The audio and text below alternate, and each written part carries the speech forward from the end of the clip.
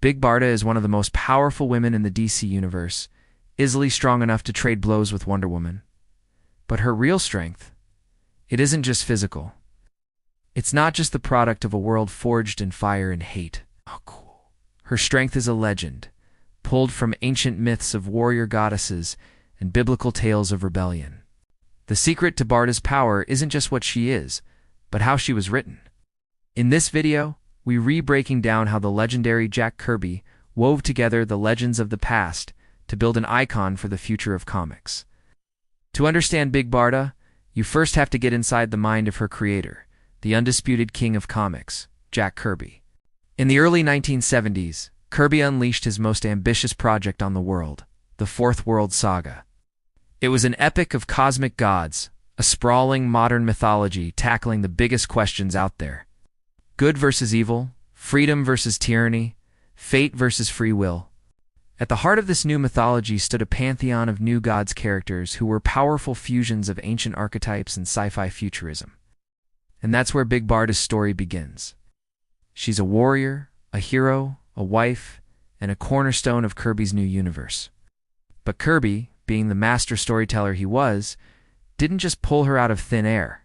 He expertly blended the fury of Norse gods, the powerful allegories of the Bible, and his own unique cosmic lore to create a hero unlike any other. Barda's strength is a masterclass in mythological synthesis, and today we're going to unravel it, one powerful thread at a time. Before Barda could be a hero, she had to be made in hell.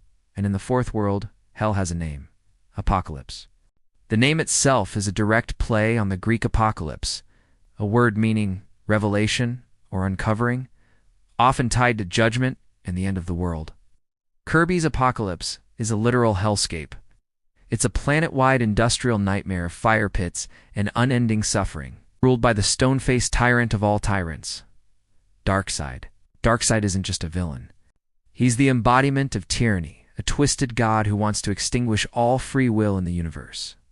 His world, Apocalypse, runs on absolute control and cruelty. This is where the biblical parallels are impossible to miss. Apocalypse is basically a state of damnation. Citizens are conditioned from birth to serve their dark god, with zero hope for redemption. And at the center of this indoctrination system are the horrifyingly named orphanages run by Granny Goodness. Granny, whose name is a sick joke, doesn't raise children. She forges them into living weapons for Darkseid. She breaks them, tortures them, and rebuilds them into soldiers. Her motto is "Die for Darkseid." Her methods are unspeakable. And who was the greatest success story of this brutal system? A young warrior named Barda. She was groomed to lead the female Furies, the most elite and vicious warriors on the planet. She was stronger, fiercer, and more disciplined than anyone. She was the perfect product of hell, designed to be its most loyal soldier. Her origin is rooted in the idea of damnation, which makes her eventual rebellion more than just a plot twist. It's a spiritual jailbreak. To really get Barda's role, we have to look past the Bible and into Norse mythology. Jack Kirby, who co-created Marvel's God of Thunder with Stan Lee, had a deep love for Norse myths. When he moved to DC, he brought those influences with him, planning a story that was essentially a sequel to Ragnarok, the death of the old gods, and the birth of the new. This theme is baked right into Barda's design. Her job as leader of the female Furies is a direct parallel to the Valkyries of Norse legend. The Valkyries were warrior maidens, powerful female figures serving the all-father god Odin. Their sacred duty was to fly over battlefields and choose which slain warriors were worthy of entering Valhalla. They were beautiful, terrifying, and instruments of a powerful male god's will. Now, think of the female Furies. They're an elite guard of female warriors serving the all-powerful god-tyrant, Darkseid. Barda, as their leader, was the prime Valkyrie in this dark pantheon. Her entire existence was defined by service to her Dark Lord. Just as the Valkyrie served Odin, clad in cosmic armor and standing at an imposing 7 feet tall, Barda is a true goddess of battle. The connection runs even deeper with her signature weapon, the Mega Rod. This isn't just some fancy stick. It's a high-tech wonder weapon that lets her fly, teleport, generate powerful energy blasts, and even manipulate gravity. It functions a lot like Thor's hammer, MG Lunera, divine weapon for a worthy warrior, symbolizing immense strength and authority. The imagery is undeniable, a godlike warrior wielding a weapon of immense power. Barda is basically a cosmic Valkyrie, plucked from ancient poetry and dropped into Kirby's sci-fi universe. This parallel also gives us a great piece of foreshadowing. One of the most famous Valkyries, Brynhildr, was punished by Odin for defying him. Her story is about a powerful woman rebelling against the patriarchal god she served. And that same theme of defiance is the key to Barda's entire character arc. The turning point for Big Barda, the moment her legend truly begins, is her rebellion, and the catalyst. Love.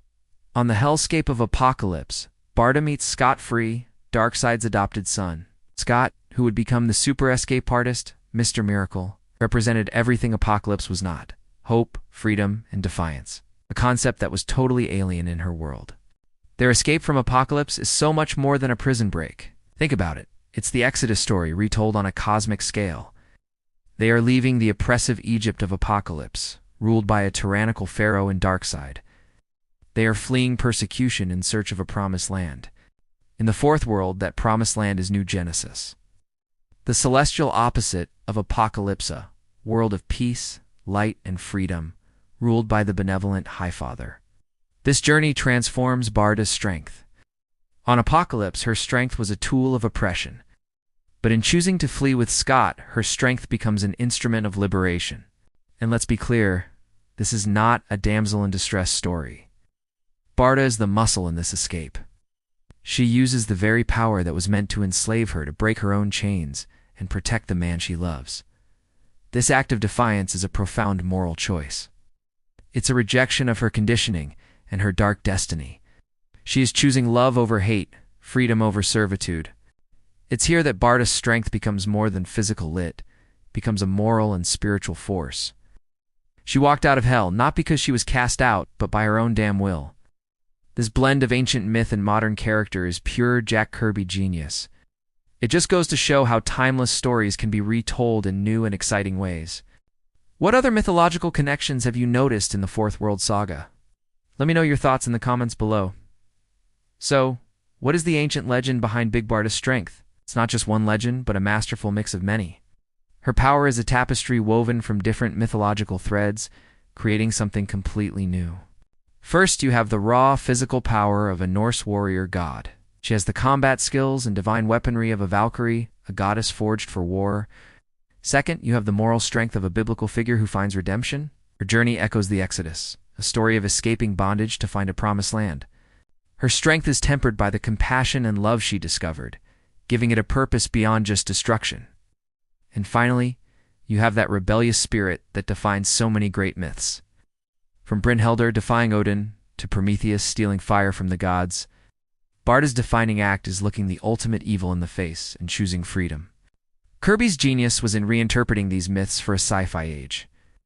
He took these ancient archetypes and dropped them into a cosmic setting with advanced tech like boom tubes and mother boxes, blending myth and sci-fi seamlessly. Kirby also used Barda to subvert expectations.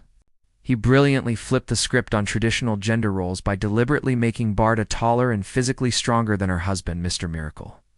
She was the protector, the powerhouse, while Scott was the master escape artist, all agility and intellect. She is a warrior, a wife, a protector, and a hero, and none of those roles diminishes the others. This made her a revolutionary character for her time, and her strength became a symbol of a new kind of female power in comics. So, when you look at Big Barda, you're seeing more than just a super strong alien. You're seeing a modern myth. Jack Kirby looked to the past, two stories of warrior maidens, fallen angels, and liberated peoples and forged them into something new. Her strength is the strength of a Valkyrie. Her story is the story of an Exodus, and her spirit is the spirit of rebellion.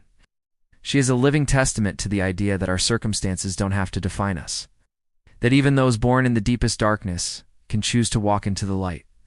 Big Barda's enduring legacy is that of a goddess who broke her own chains, a powerful and timeless symbol of fighting for freedom, no matter the cost. Her legend isn't just ancient, it's eternal. What other comic characters have mythological roots you'd like us to explore? Let us know in the comments. And if you enjoyed this deep dive, make sure to like and subscribe for more explorations into the lore of comics.